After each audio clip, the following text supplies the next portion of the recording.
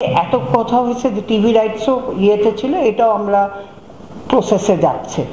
হ্যাঁ, এটাও কারণ আমাদের টাইম নেই, তো আমরা টেন্ডার ডকুমেন্ট আর টেন্ডার করে আলাপ হয়েছে। সো এটাও সামনে আমরা ঈদের পরই সম্ভবত আমরা টেন্ডারে চলে যাব। কি না, কনস্টিটিউশন রিফর্মে হয়নি এত। আজকে তো বললাম যে কালকে আপনাদের প্রেসিডেন্ট সাহেব বলে গিয়েছিল যে he has a vision. So সেই ভিশনটা মেটেরিয়ালাইজ করার জন্যে উনি নিজে হাতে একটা প্রেজেন্টেশন বানিয়ে আজকে আমাদের সাথে আলাপ করেছে, and we will work on it আরও ডিটেলে সুন। কি ওই যে বললাম প্রথমে, দরকার হলে আমরা প্রেস রিলিজে দিয়ে দিব। ঠিক আছে, আপনি পাকিস্তানের সময় ছিলেন, ভারতের সময় ছিলেন, ব্রুনের সময় আছেন, প্রথম পারফরমেন্স দেখেছি যে আমাদের এই প্রেসিডেন্ট নিজে প্রেজেন্টেশন দিল, এটা আগে দেখিনি।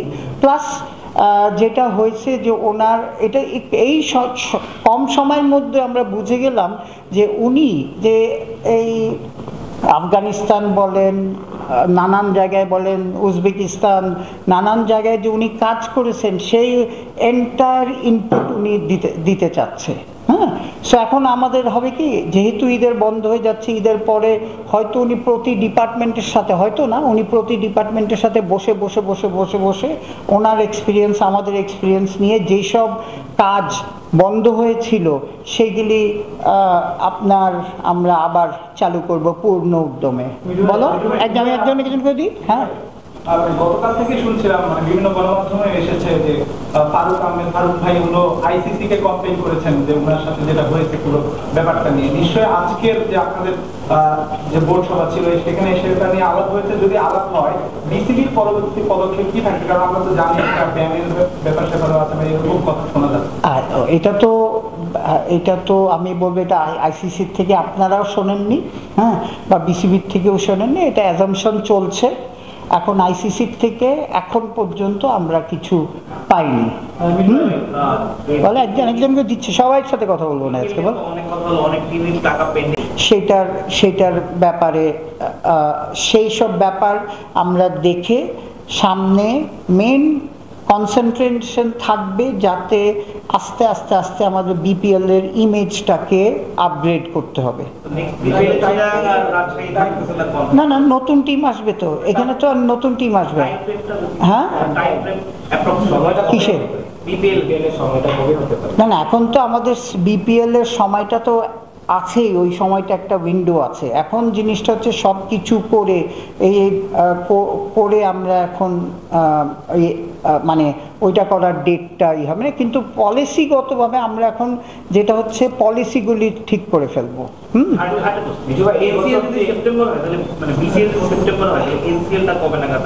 ওইখান থেকে স্টার্ট হয়।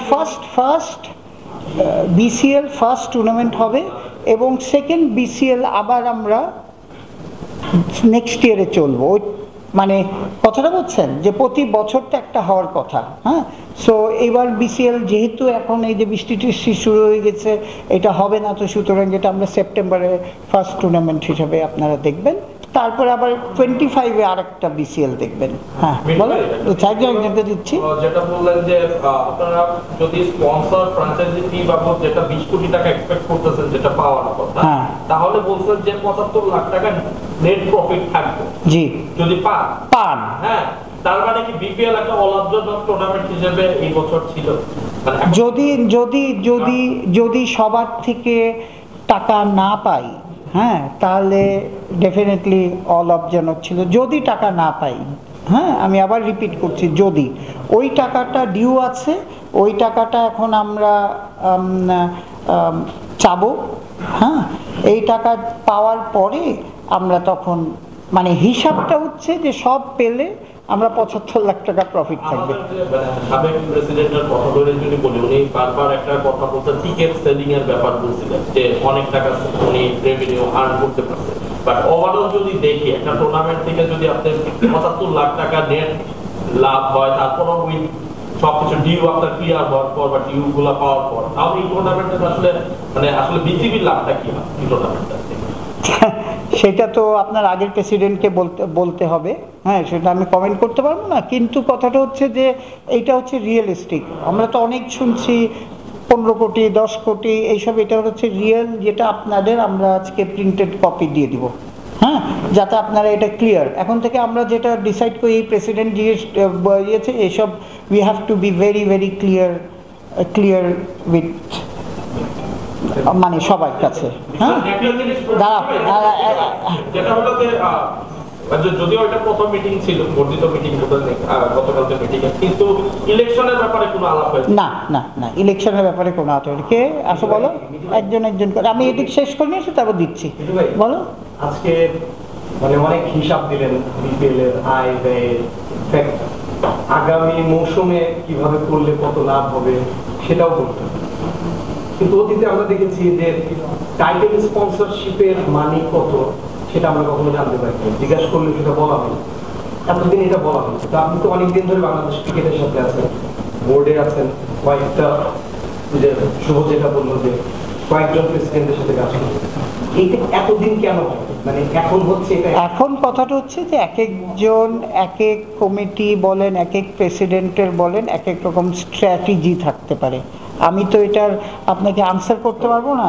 কারেন্ট প্রেসিডেন্টের ইচ্ছা যে উনি যেইভাবে দেখে এসছে আইসিসিতে, এরকম দের ইজ নাথিং হাইডিং, এখানে হাইড করার কিছু নাই।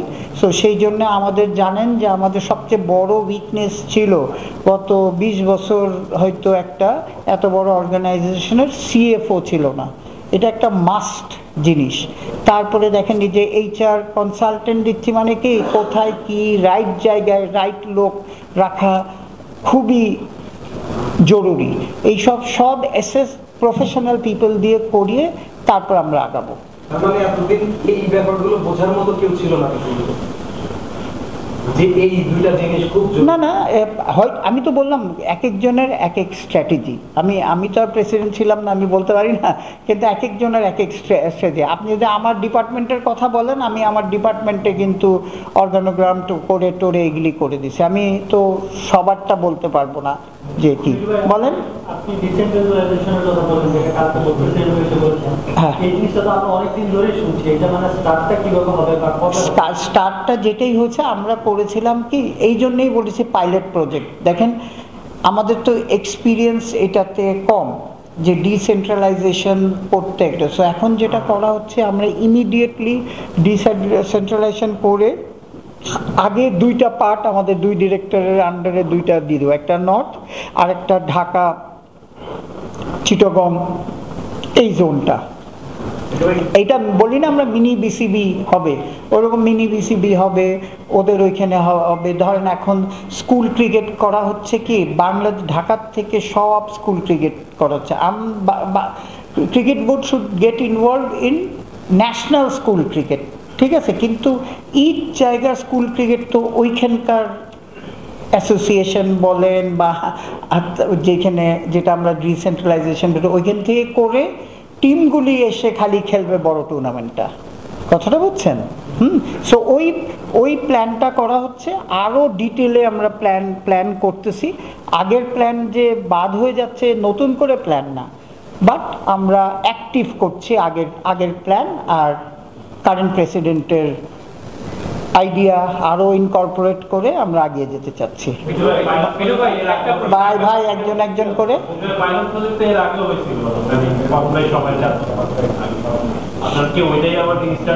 না না, এটা নতুনভাবে ওইভাবে পাইলট প্রজেক্ট রিস্টার্ট। তো অ্যাকচুয়ালি আপনি যদি, তখন তো আমি ছিলাম না, আমি তো লাস্ট 3 বছর ছিলাম, আমার সময় তো আমি দেখিনি আগে কি হয়েছে। এটা তো তাহলে যারা ছিল তাদের জিজ্ঞেস করতে হবে। লেট বি ভেরি স্ট্রেট, আগের যারা ছিল তাদের জিজ্ঞেস করতে হবে।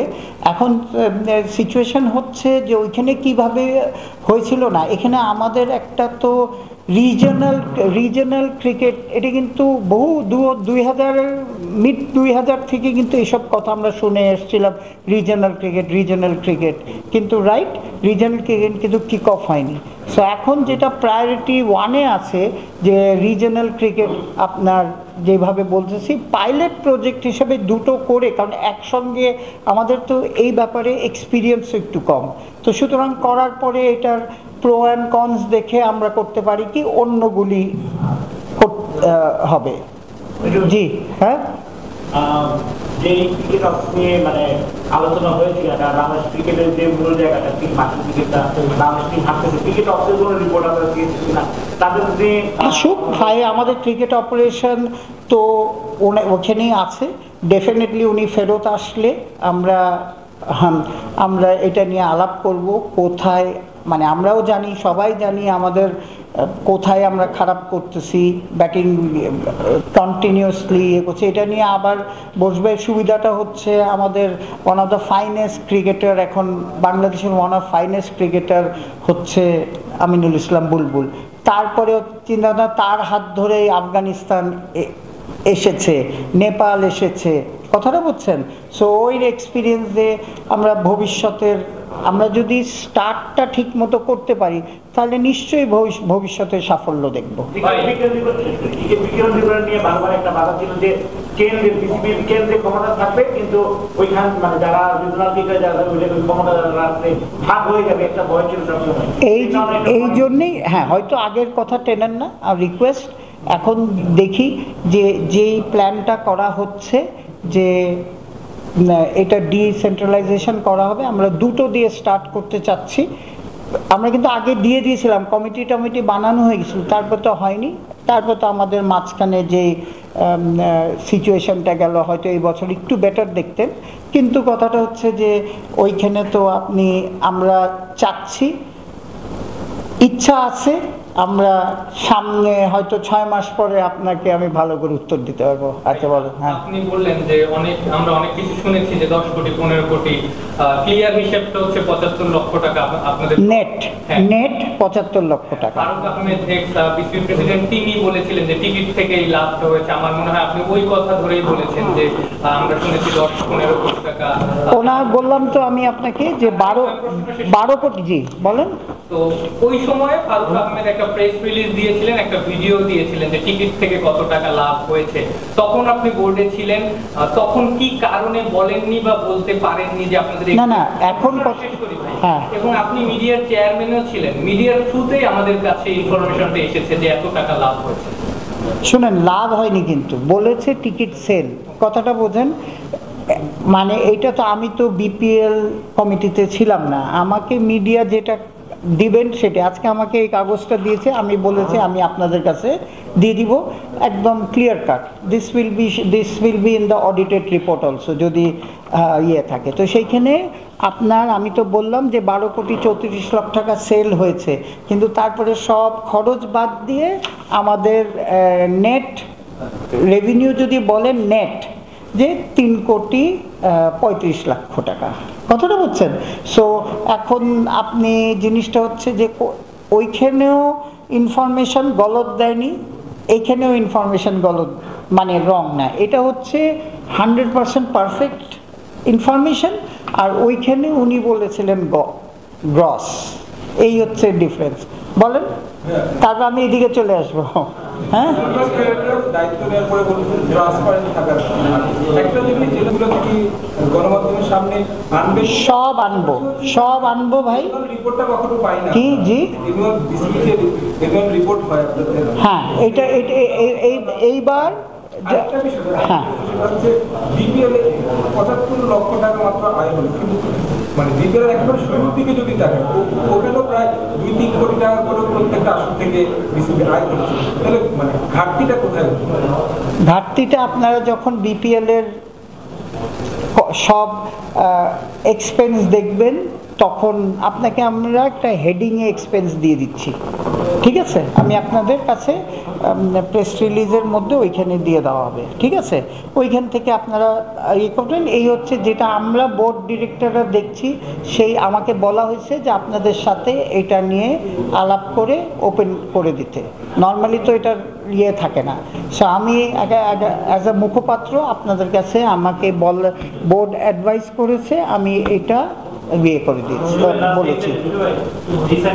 যেটা বললেন আর কি, ওইটাই আর বিভাগীয় সংস্থাগুলোর কি ধরনের থাকবে বা এটা আপনাদের ডিসকাশনে আসছে কি হবে? প্রথম কথা আজকে আমি বলি, ফার্স্ট বোর্ড মিটিং কিন্তু অ্যাজ আ প্রেসিডেন্ট উনি বেসিক্যালি ডিটেলে কিন্তু তার আগে কিন্তু 4 ঘন্টা আমরা মিটিংয়ে হয়েছি। এই ডিটেলে আমরা এখন কাজ করব। উনি একটা মোটামুটি ফ্রেমওয়ার্ক দাঁড় করিয়েছেন। এই ফ্রেমওয়ার্ক ইয়েতে আমাদের 2 ডিরেক্টরকে দায়িত্ব দেওয়া হচ্ছে 2টা জোনের।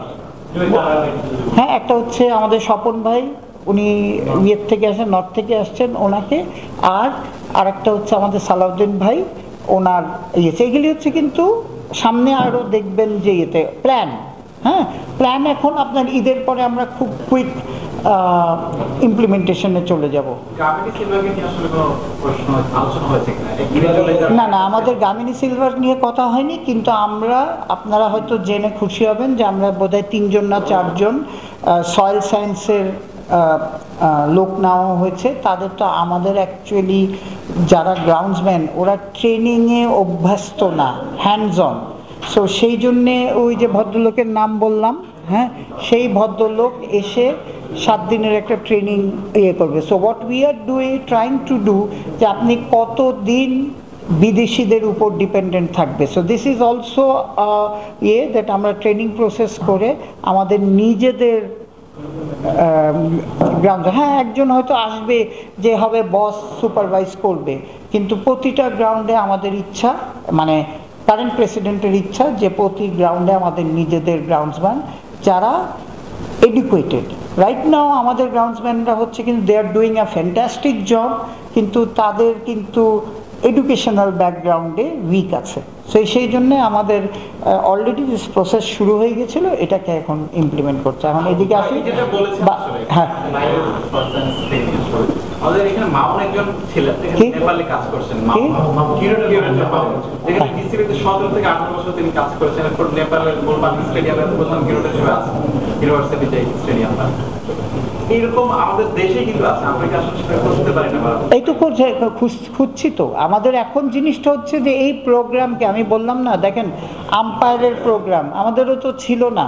হ্যাঁ, কত ওর মধ্যে নতুন আম্পায়ার ইন্ডাক্ট করা হচ্ছে 102 জন। হ্যাঁ, এর মধ্যে মেয়েরাই 28 জন। সো আপনি তো প্রসেস, আমরা তো দেখেন আজকে যেখানে এসেছি এখানে কোনো কারণের জন্য এখানে এসেছি, কিন্তু সেখান থেকে কিন্তু বার হয়ে আসার চেষ্টা করা হচ্ছে এখনো। হ্যাঁ, আমি আমার ডিপার্টমেন্টের কথা বলতে পারি যে দেখেন আম্পায়ারিং ডিপার্টমেন্টে আপনাদের থেকেই শুনে দেখেন আজকাল আপনারাই আমি কি জাজমেন্ট করি যে আপনারা কি লিখতেছেন, এখন আস্তে আস্তে কমে গেছে। কিন্তু কথাটা বলছেন, প্রথম দিকে যখন আমি 3 বছর আগে নিয়েছিলাম যেরকম কমপ্লেন ছিল, এখন কমপ্লেন কিন্তু কমে গেছে। তো সেইভাবে গ্রাউন্ডসেও আমরা গ্রাউন্ডস বাড়ছে, করছে। এই প্রসেস, এই যে ট্রেনিং প্রসেস, ওই যে আমাদের প্রেসিডেন্ট সাহেবের যে প্ল্যান, ওইখানে এইসব আছে যাতে আমাদের নিজেদের 30 জন গ্রাউন্ডসম্যান থাকে, যেটা বিদেশে ওরা আমাদের থেকে নিবে, নট আমরা এটা করবো। This is the plan. ঠিক আছে, কি টোটাল স্পন্সর না, ওইখান থেকে রেভিনিউ বাবদ যে হ্যাঁ হ্যাঁ, ওদের কাছেও না না ধরেন আমাদের, আমি আপনাকে বলে দিই হেডিংগুলি। টিভি ব্রডকাস্টিং রাইটের থেকে টাকা পাওনা আছে। তারপরে স্পন্সরশিপ রাইটের টাকা আছে। হ্যাঁ, ফ্র্যাঞ্চাইজি ফি বাকি আছে। হ্যাঁ, ফ্র্যাঞ্চাইজি ফি যেটা আমরা আগে অ্যাডজাস্ট করব with ticket sell. Ticket sell তো টিকিট সেল, কিন্তু আমাদের এইখানে দেখা যাচ্ছে বাকি আছে। যখন আমরা ইয়েদের সাথে অ্যাডজাস্ট করব তখন এইখানে রেভিনিউটা দেখাতে পারবো। লাস্ট দুজন বলো, এটা তো লেখা আছে, মানে উই আর ভেরি ক্লিয়ার এখানেও যে কি হয়েছিল। আমি তো আপনাকে বললাম যে এতদিন মিটিং হয়ে এইসব ইনফরমেশন আপনাদের আমরা কিন্তু আমি দিতে পারিনি। অ্যাটলিস্ট আপনাদের সাথে আসতাম যখন, তখন তো এত ইনফরমেশন আপনি দিতে পারেন, যে আপনি দেখে দিতে পারেন। Information is clean. আমাদের এখন নিজেরা আমরা হয়েছি যে যেইভাবে চালাতে চাই, হ্যাঁ, সেইভাবে চলবে, যাতে আপনাদের থেকে কোনো নিউজ না হয়। বলেন। তামিম ইকবাল গতকালকে একটা কথা বলেছেন যে বাংলাদেশের ক্রিকেট ছাড়া সবকিছুই হচ্ছে। প্রথম প্রশ্নটা হচ্ছে ছোট করে আপনার কাছে জানতে চাই, আপনার কাছে কি তাই মনে হয় কিনা? লাস্ট 2-3 মাস 4 মাসে যা হয়েছে আপনি যদি বলেন, আমিও এগ্রি করি সেম ভাবে, তাই না? হ্যাঁ, না না, আমিও এগ্রি করি যে আমাদের তো অনেক কিছু হচ্ছিল, আপনারাও তো দেখছিলেন যে মিডিয়াতে অনেক কিছু এসছে, অনেকে তো তো যার যার মতামত, কিন্তু প্র্যাকটিক্যালি যা দ্য ইনফরমেশন তো কারেক্ট না, বাইরেও অনেক কিছু হয়েছে, মানে আমাদের কথার কথা ধরেন অনেক কিছু, প্লেয়ারদের নিয়েও তো অনেক কিছু হয়েছে, কোচ হয়েছে, অনেক কিছু হয়েছে না আউটসাইড দ্য গ্রাউন্ড, মাঠের একটা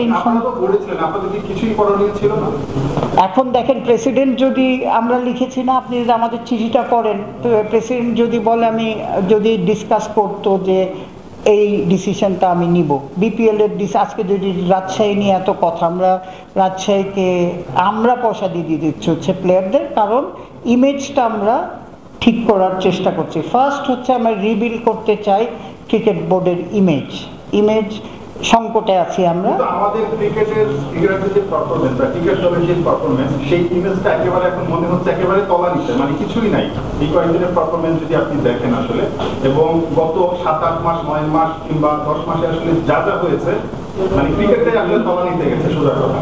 তো এই ক্রিকেটের পারফরম্যান্সটাকে দ্রুত আসলে একটা জায়গায় আনার জন্য আপনারা আজকের মিটিংয়ে কোনো কথা বলেছেন? আজকে মানে ব্যাপারটা হচ্ছে কি,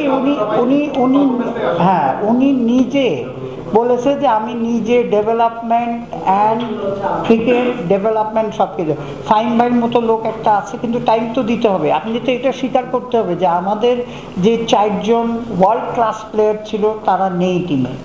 হয়তো আমাদের যা দেখছেন আপনারা, আমার কাছেও খারাপ লাগছে, আপনার কাছেও খারাপ লাগছে যে আমরা 200 রান করতে পারছি না, যে উইকেটে 200 রান কিন্তু করা ইজি, আমি নিজে খেলছি না, কিন্তু যেটা দেখি, সো আমাদের এইসব নিয়ে কাজ করতে হবে। একটা নতুন হোয়াট এভার হ্যাজ হ্যাপেন্ড, আমরা করেছি কি নতুন একটা কোচিং স্টাফ রেখেছি, সো তাদেরও টাইম দেন। আমরা যে অনেকে এখন অনেক মিডিয়াতে দেখছে এ খারাপ সে খারাপ, আমার মনে হয় এইটা বলার এখনো টাইমটা নাই।